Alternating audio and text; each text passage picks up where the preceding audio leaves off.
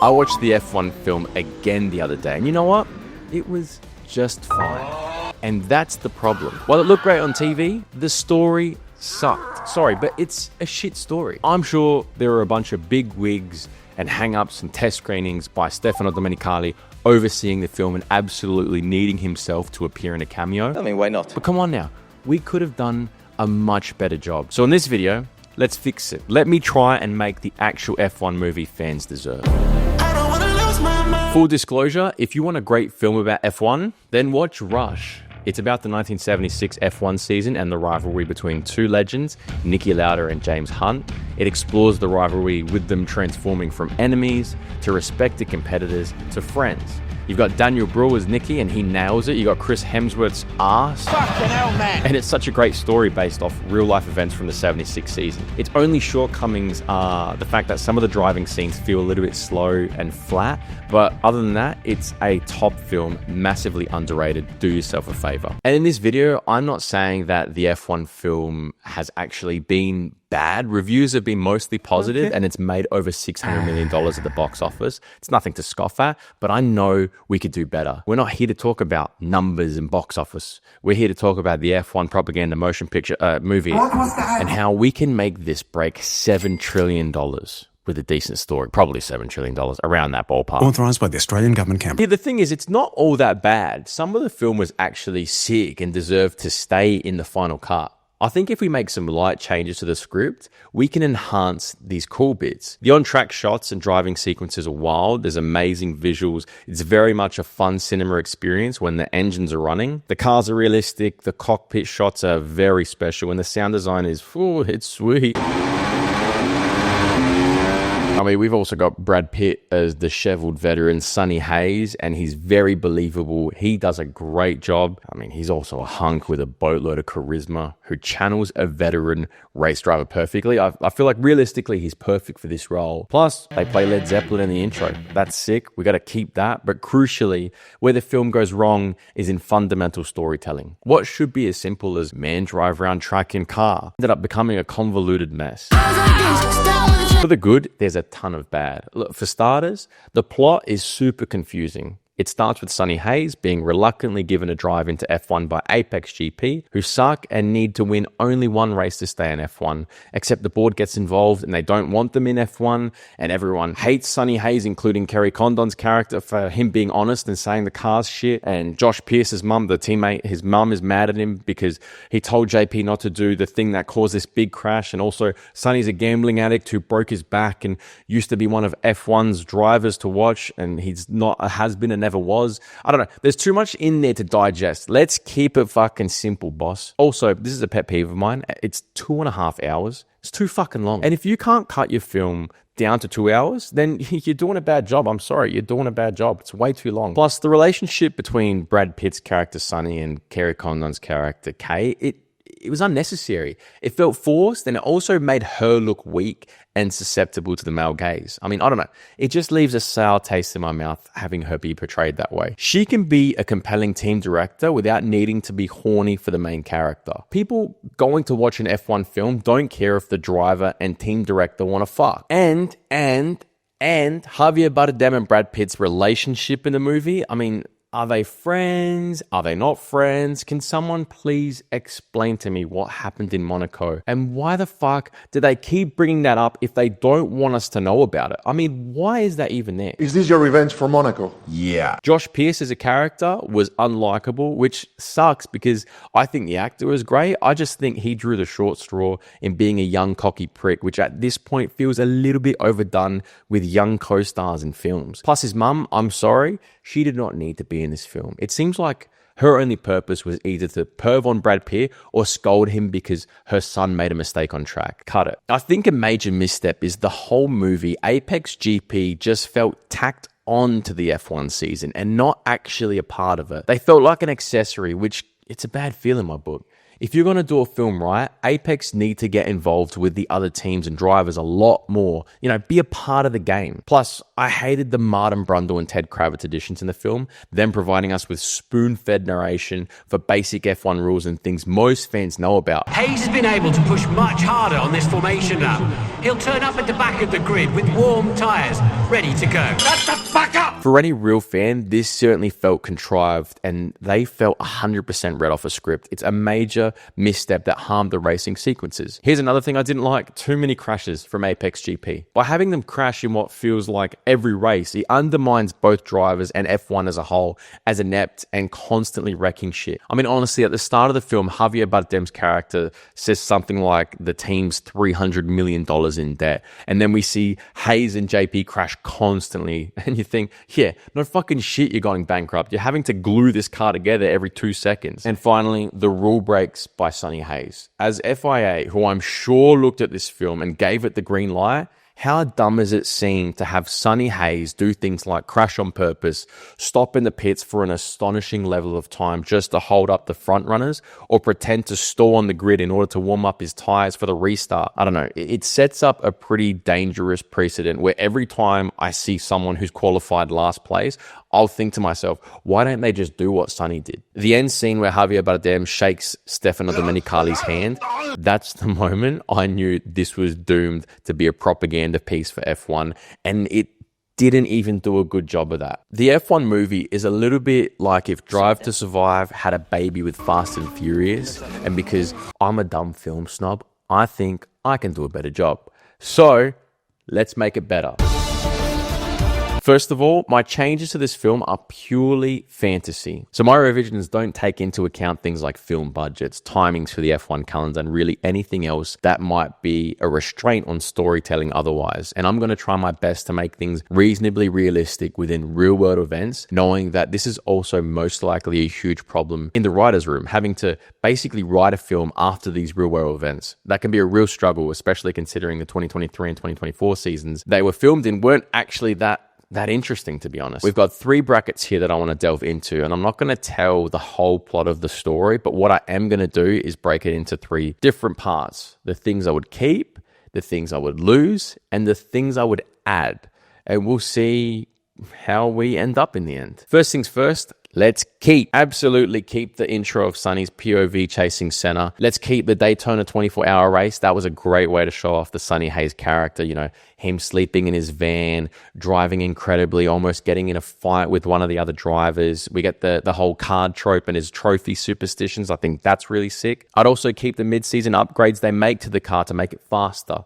It's definitely realistic. I mean, if you look as far back as McLaren 2023, that's a perfect example of a team going from shit to good really quick. There's that whole, when I drive, I'm in the zone, I feel like I'm flying bit. That gets explained way too late in the film. Let's have that revealed early on as the reason why he drives. He's addicted to that feeling of flying. Plus, and here's the kicker, we make it very clear early on that the last time he felt that sense of flying, he was about to overtake Senna in 93 and then had that crash in Jerez. The whole reason why he races is because he's been chasing that feeling ever since. I think that's a pretty cool thing. And I would keep that Vegas crash that Sonny has when he drives angry. I would make this very clear that he's almost reached that flying state, like that bit when he says he's in the zone, like he can almost reach it, then have him crash terribly. The cinematography and all the action sequences in the car and on track, I would keep. With that being said, now let's get to the crap that we can definitely lose.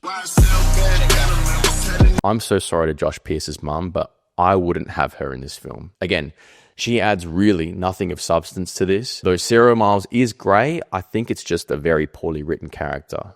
Plus, I'd get rid of the romance between Sonny and Kate. We don't need a woman to lust over our main character for her to seem interesting. And look, I'm probably being a little nitpicky here. I don't think that Brad Pitt and Kerry Condon had very great on-screen chemistry. Let's rework that into a friendship or at least a mutual respect. I think that preserves her character as team director much better. Ted Kravitz, Martin Brundle, constantly in our ear when they race, that's got to go. I wouldn't remove them completely though. I would just scale them back heaps. I probably wouldn't even give them too many lines to use. I would incorporate a lot of their commentary from the past few seasons, add in bits of JP and Sunny Hayes from time to time to add a little bit of that immersion, you know what I mean? If we are going to use their voice, it would be crucial to have their voices incorporated within a semi-real TV broadcast of F1. This also adds to real-world immersion.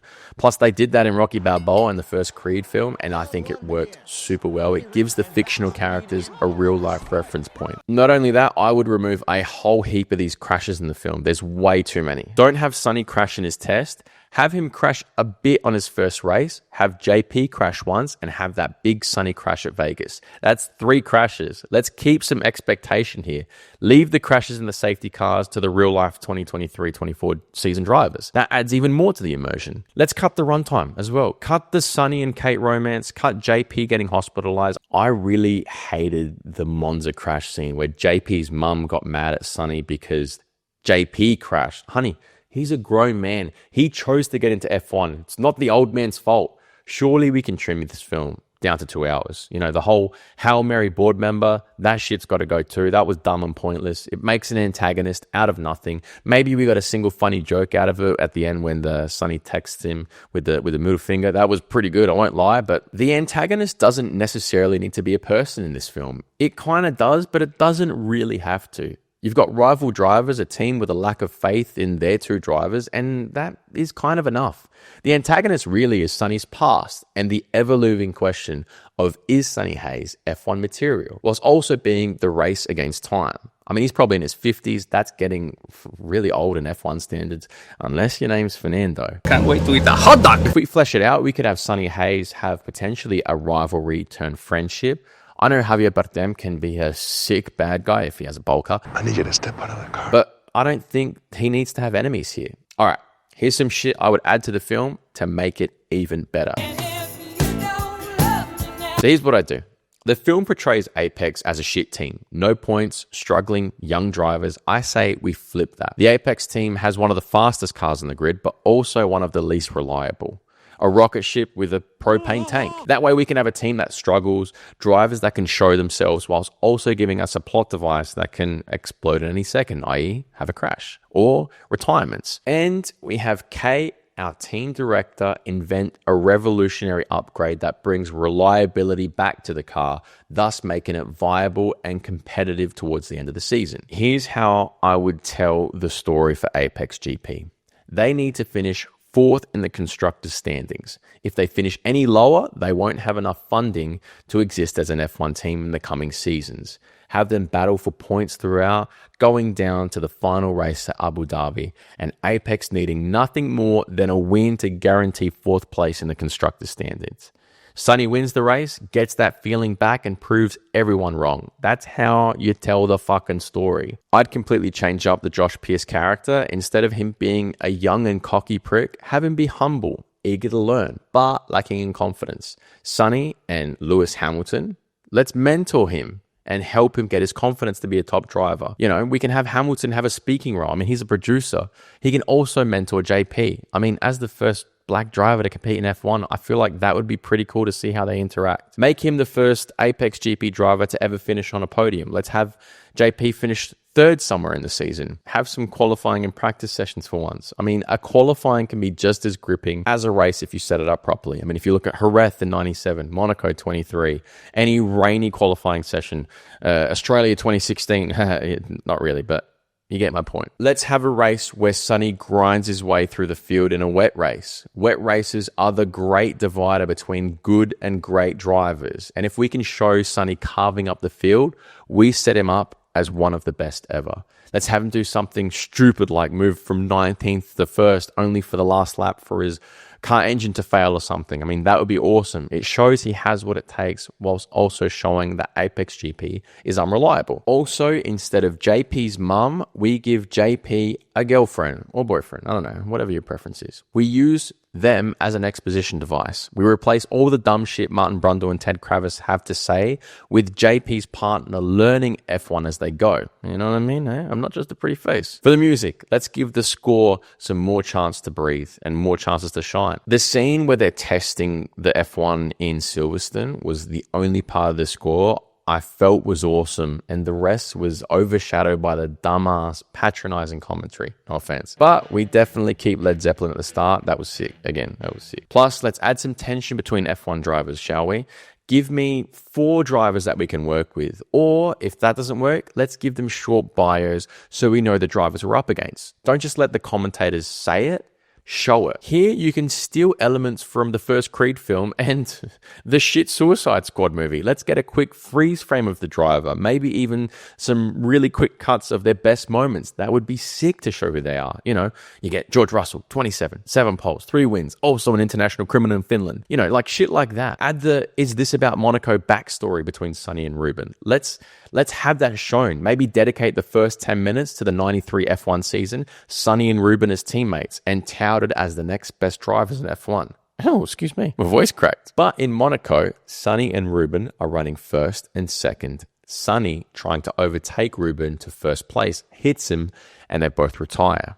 Next race in Jerez, Sonny gets that career-ending injury chasing Senna. Ruben ended up winning races as a driver, but never as a world champion. And also, he never won at Monaco.